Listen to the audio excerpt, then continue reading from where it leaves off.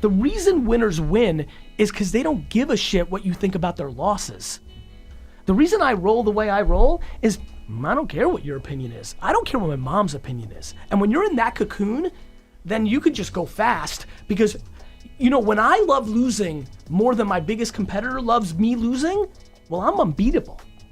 Like, cause I love losing. I love the climb. I love the grind. I don't want the riches. I fucking love when people shit up. When I came out with my sneaker, I did a K-Swiss collaboration back in I remember, that was cool. Right. The amount of back channel chatter, and it's right. I'm a 42-year-old white businessman. What the fuck am I doing with a collaboration, right? And there was chatter, because even though I've done well, right? There was a lot of chat. I didn't do well in that world. So all the sneaker executives or all the kids in the street or all the people were chattering. I loved it so much. I loved when everybody— You like the adversity. My man, when I was 23 and I would like see some of my high school friends for like football during Thanksgiving and they all looked at me like, oh, you work at your dad's liquor store? My man, the chemicals in my body, I love it. The adversity, the negative is the advantage. People fear losing. And when you're losing from the get, when you start off losing, you don't fear losing, you just convince yourself the game is rigged and you start dwelling. If I can get you to stop dwelling, and if I can get you to stop fearing losing, then you're off to the races. I leave money on the table every day. I can Tony Robbins and Oprah this shit to the fucking end of life. I'm just not interested. I'm interested in doing me, documenting what I'm doing, putting out content, and if you happen to pick up on that, you're pumped, and you want to email me and say, you know, I was this and now I'm that, that's a high that nobody can ever understand, but I don't want to do that full time. I don't care what your point of view is. I went to Mount Ida College, 95% minority kids. I went to the mall 7 times in the first 14 days that I went to Mount Ida College. I got pulled over 4 times. You know why? Because the other 3 kids in the car with me were black.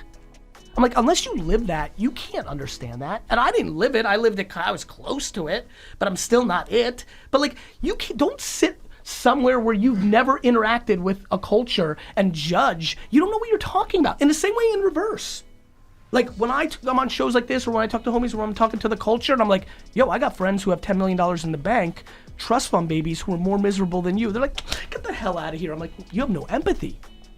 That sounds good. Right. What do you think it feels like when you've lost before you started? Because no matter what you accomplish, everybody's gonna be like, your daddy put you on, you suck. And that starts chipping away at you.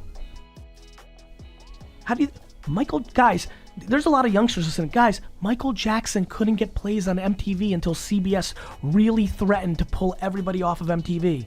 Michael Jackson.